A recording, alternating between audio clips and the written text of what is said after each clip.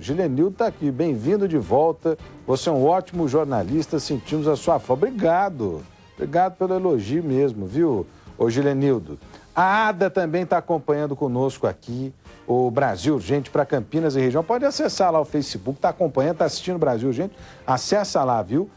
facebook.com/rodrigo.salomão.790. Olha, foi sepultado hoje de manhã o corpo do operário que caiu em um poço na cidade de Indaiatuba. O homem chegou a ser socorrido, só que não resistiu aos ferimentos. Acho que foram 20, se eu não me engano, 22 horas, ô Felipe Pereira. Me corrija aí se eu estiver enganado. Não, 22 metros de profundidade. 22 metros de profundidade durante um bom tempo. Esse homem ficou lá, mas os ferimentos realmente foram ferimentos muito graves. Ele não resistiu e acabou perdendo a sua vida. A Andréa Marques traz os detalhes pra gente. Deixa eu ver a reportagem aqui, ó. Olho na notícia. Lá dentro, apenas máquinas e um terreno vazio. A obra ficou parada um dia após o acidente. Um funcionário caiu de uma altura de 22 metros quando trabalhava no poço artesiano. Segundo o Corpo de Bombeiros, a corda que sustentava a vítima arrebentou. Outros funcionários estavam no local. A obra fica numa chácara dentro do condomínio Mosteiro, no bairro Itaici. Testemunhas disseram aos bombeiros que a corda estava desgastada. O poceiro Oswaldo Aurélio de Souza, de 43 anos, chegou a ser socorrido aqui mesmo no local do acidente, mas o estado dele era muito grave. Ele teve traumatismo craniano e morreu horas depois no hospital. O velório do poceiro foi hoje no cemitério Parque dos Indaiás. Abalados, os parentes não quiseram gravar entrevista. A entrada da imprensa não foi permitida.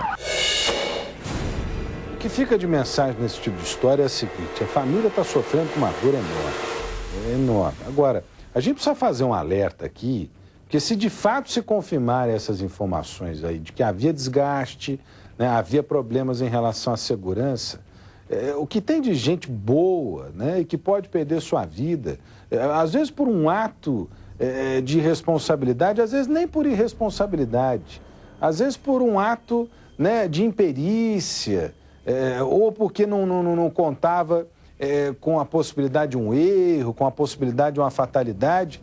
Meu Deus, se você vai desenvolver uma atividade, né, antes de mais nada, cheque os equipamentos de segurança. São chamados EPIs, não é isso? Equipamentos, como é que é, ô Felipe Pereira? Equipamentos de proteção individual são os EPIs, não é isso? Olha, cheque sempre esses equipamentos, cheque sempre, no caso tem gente que se pendura. Outro dia nós mostramos o caso aí de um rapaz, foi aqui na tela da Band, foi nas minhas férias, ele ficou pendurado num prédio, né? Não sei de quantos andares o prédio, mas ele estava usando equipamento de segurança, ficou pendurado e foi resgatado. Estava fazendo rapel, acho, para limpar vidro, né, de um prédio lá na capital paulista. Quando há equipamentos de segurança, a chance de você ter um problema mais grave, né, é muito menor. Agora, precisa verificar, até na casa da gente, né, até na casa da gente, você está em casa, vai mexer com alguma coisa, vai subir uma escada, verifica antes se a escada tem condições, se o local onde você fixou a escada é um local indicado para isso, vai usar uma furadeira, usa um óculos de proteção, vai usar uma máquina, um esmeril, usa o óculos de proteção. Tudo isso pode evitar com que você tenha aí, né, serra, o que tem de acidente com serra, velho. O cara serra o dedo, serra o próprio corpo por um descuido. Use proteção, né? Use os equipamentos devidamente para evitar, né, tragédias. Essa é uma tragédia, olha. E dói demais, dói demais. A família ainda está tentando superar e é muito difícil superar esse tipo de tragédia. Vem comigo aqui. Ontem o Walter Senna é quem estava aqui, né? E mostrou para vocês aqui um índice alarmante. Aliás, um número que não para de crescer, que já preocupe muito. No ano passado nós tivemos, acho que 12 casos, com 13 vítimas de homicídio no mês de janeiro. Nesse mesmo período aqui, em janeiro de 2014, nós temos hoje 8 dias, hoje é dia 8, né? 8 dias. E a situação não para de piorar. Os números registrados até agora, desde o início do mês, já somam quase a metade do mês inteiro de janeiro do ano passado. Aliás, mais da metade. Se foram 13 mortos lá, nós já temos 7 agora, né? Mais da metade. Mais da metade. Situação que só piora e hoje mais uma morte foi registrada aqui em Campinas. Dessa vez um homem foi assassinado no Jardim Planalto. Essa história é uma história triste, motivada principalmente pela intolerância. A Lucimeire Ramalho traz os detalhes, deixa eu ver aqui, ó. Olho na notícia. 8 dias, 7 homicídios. Essa é a estatística registrada em Campinas nesse início de ano. O assassinato mais recente foi registrado na manhã de hoje, no bairro Planalto de Viracopos. A informação de que havia um homem baleado, caído no meio da rua, chegou até a polícia por meio de uma denúncia ao 190. Os policiais foram até o local por volta das 8 horas da manhã, pouco tempo depois do crime. Pelo local também compareceu o Águia com o médico e foi constatado o óbito do mesmo. De acordo com alguns parentes que não quiseram gravar a entrevista, Anderson Ramos Alves, de 31 anos, trabalhava como pedreiro e não tinha passagem pela polícia. Segundo a PM, no local da morte, nenhum morador afirmou ter visto o crime. A princípio ninguém se manifestou, o pessoal fala que não viu nada, que acordou pela manhã e viu o indivíduo caído ao solo e ligou 190. Mas a princípio ninguém disse nada, ninguém sabe nada. Fazendo buscas pelo local, a polícia conseguiu prender o assassino. O homem que praticou o crime, Gilmar Machado, de 26 anos, foi preso 1 hora depois do assassinato no Parque das Indústrias, bairro que fica ao lado do local do crime. Ele não resistiu à prisão e confessou ter efetuado os disparos. Abordado e foi localizada uma arma na cintura dele. E de pronto ele já informou que, infelizmente, ele tinha acontecido isso aí. Ele tinha matado o cara, porque já tinha ameaçado ele em data posterior já. Gilmar não tem passagem pela justiça e trabalhava em uma padaria no mesmo bairro. Com ele foi localizada a arma utilizada para o crime, um revólver calibre 38 com 6 munições deflagradas. De acordo com o sargento que estava à frente da ocorrência, o padeiro afirmou que há alguns meses vinha sendo incomodado pelo homem e que hoje de manhã, novamente, foi xingado no local de trabalho dele. Por isso, resolveu matar Anderson. Falou para a equipe que no dia anterior ele estava com a filha dele no parque e já por várias vezes esse indivíduo já ameaçava ele, provocava ele direto. E nessa data de manhã ele estava trabalhando, o indivíduo voltou, né, a ameaçar ele lá, ele disse que não aguentou e fez esse delito aí. A ocorrência foi registrada no 9º Distrito Policial de Campinas. Muita gente estava colocando aqui, será que tem algum condicionante político por trás das mortes? É ano eleitoral, tem gente querendo matar mais só para destruir índice de homicídio. Eu, sinceramente, não acredito nisso, não. Mas eu penso aqui o seguinte, as pessoas estão cada vez mais intolerantes, né? Cada vez mais intolerantes as pessoas. É um negócio que machuca, é um negócio que dói, né? Porque vidas estão sendo levadas pela intolerância, né? Pela falta de carinho, pela falta de compreensão, né? E quando isso acontece, gente, as tragédias, né? Abalam famílias, destroem comunidades, é isso que a gente está vendo acontecer, infelizmente, né? O que tinha que estar armado esse camarada, hein? Que matou porque tinha arma ali fácil, né? No acesso fácil. Faça-me o favor, hein? Não aguentei a provocação, mas precisa terminar com morte. Hein? Precisa terminar com morte. Esse camarada aí não tem ideia, né? Da onde ele vai parar, né? Porque ele vai para o sistema prisional, um homicídio, pode pegar de 12 a 30 anos de cadeia, né? De 12 a 30 anos de cadeia, destrói a vida dele, destrói a vida dele. E se quer bandido, pelo jeito ele era, porque ele não tinha nem registro anterior à ação criminosa ele tinha. Né? Nem registro anterior de ação criminosa ele tinha. É um negócio, olha, terrível, terrível. Infelizmente. O caso foi registrado no 9º Distrito Policial aqui de Campinas, né? A polícia segue investigando agora para poder tentar entender, tentar, né, identificar o que possa estar por trás desse crime, além desse simples assassinato, quer dizer, simples nada, né? Além do assassinato. Vamos esperar para ver o que a polícia consegue concluir na investigação junto ao 9º Distrito Policial a respeito desse caso aí. Ô, Felipe, pode vir comigo aí. É verdade essa história aí, É verdade essa história? Parece que estão voltando com a história dos protestos aqui na nossa região. É isso que está acontecendo? Ô, meu Deus do céu, me mostra aí as imagens, velho.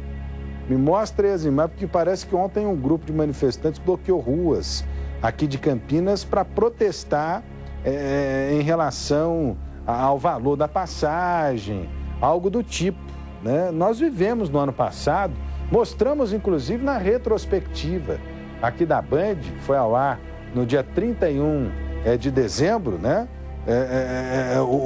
Na retrospectiva mostramos aí a ação, né, de algumas pessoas que nas ruas bloquearam o trânsito, protestaram, promoveram quebra-quebra, né, durante os atos que pediam a redução do valor da tarifa, coisa do tipo aqui em Campinas. Parece que os grupos estão voltando às ruas. Se bem que, por um lado, eles têm razão, o transporte público é caro pra caramba, né, e não corresponde, e o valor que a gente paga pelo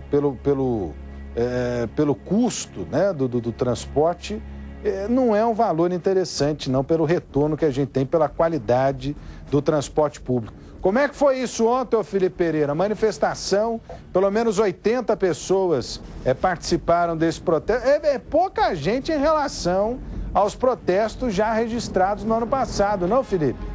Pois é, Rodrigo, boa tarde a você, quem acompanha o Brasil Urgente para Campinas e região. Se a gente for comparar com aquela manifestação do 20 de junho, não se compara, né? Foram mais de 40 mil pessoas aquele dia nas ruas de Campinas. Dessa vez o grupo de 80 manifestantes aí se reuniu no Largo do Rosário, fizeram o tradicional caminho, né?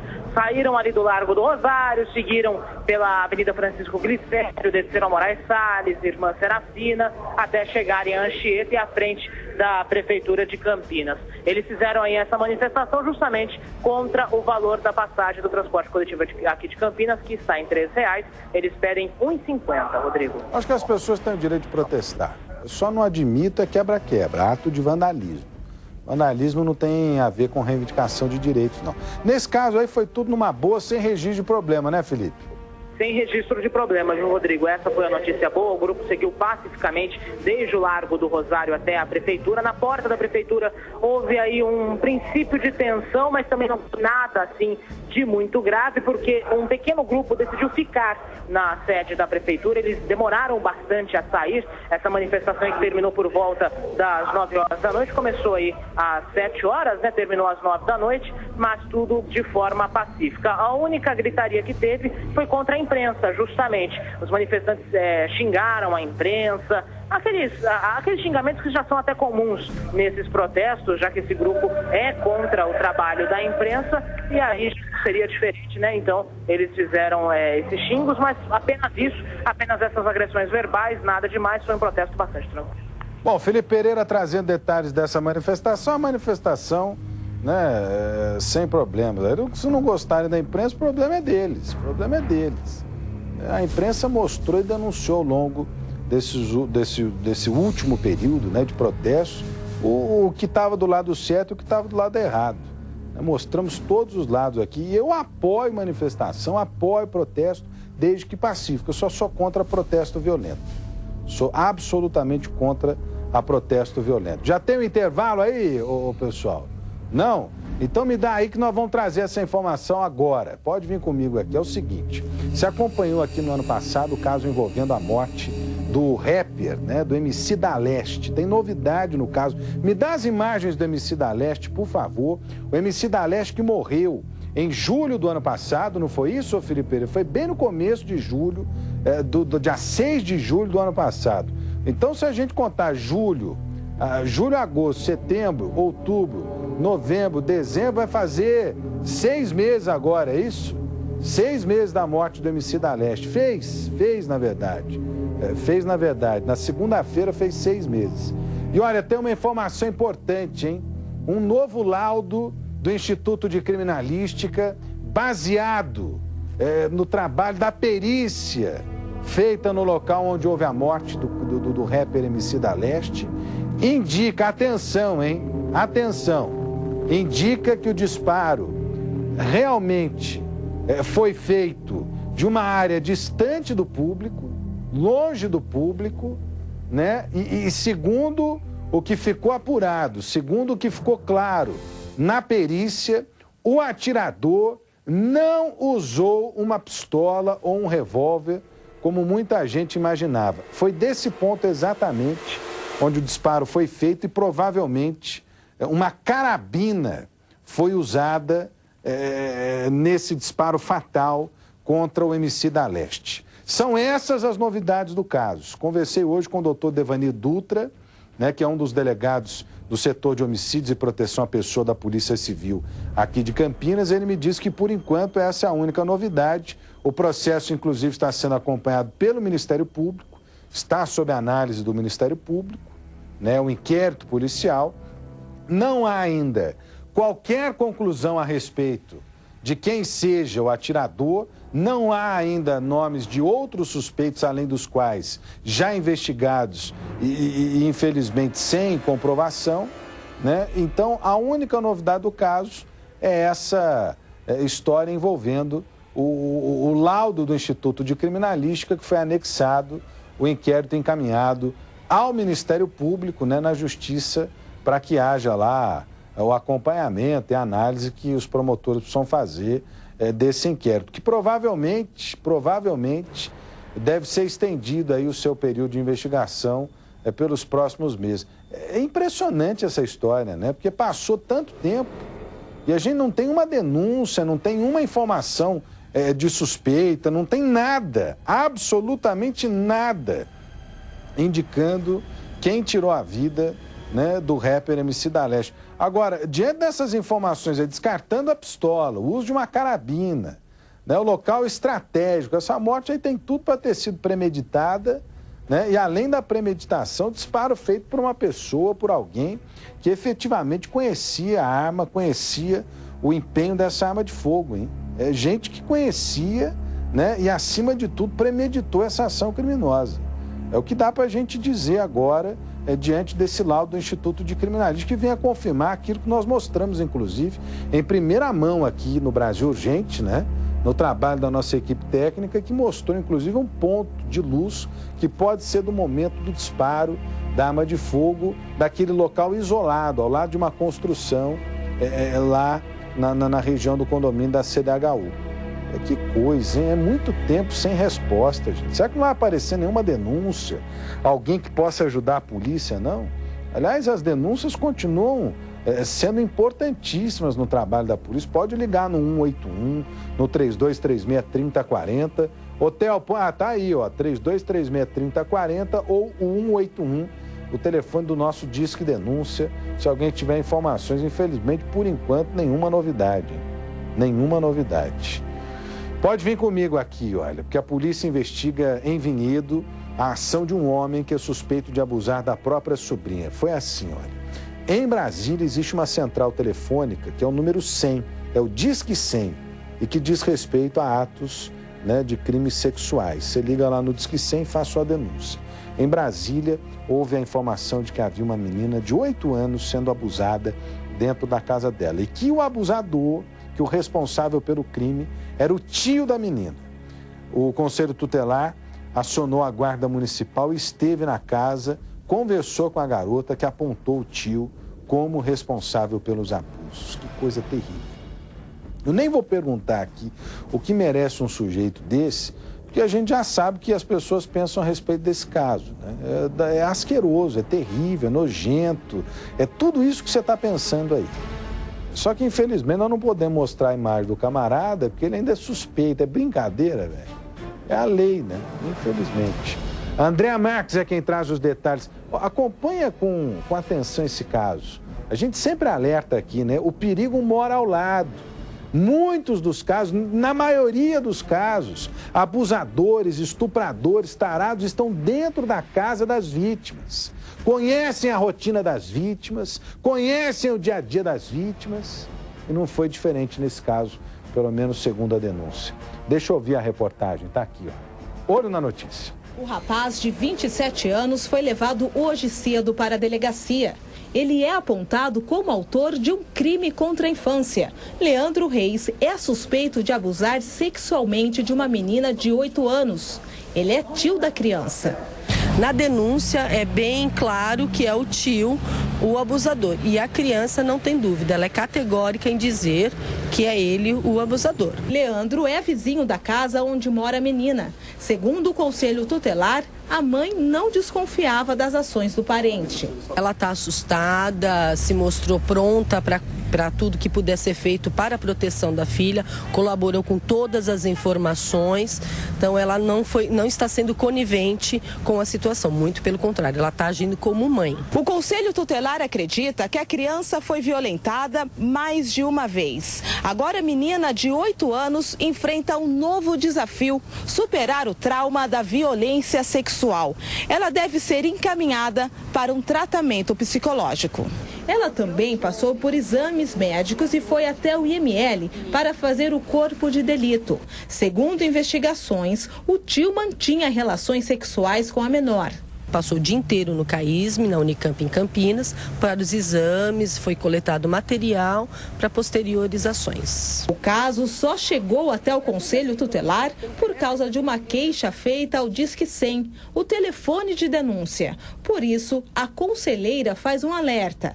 É preciso observar o comportamento de crianças para saber se elas foram vítimas de algum tipo de abuso.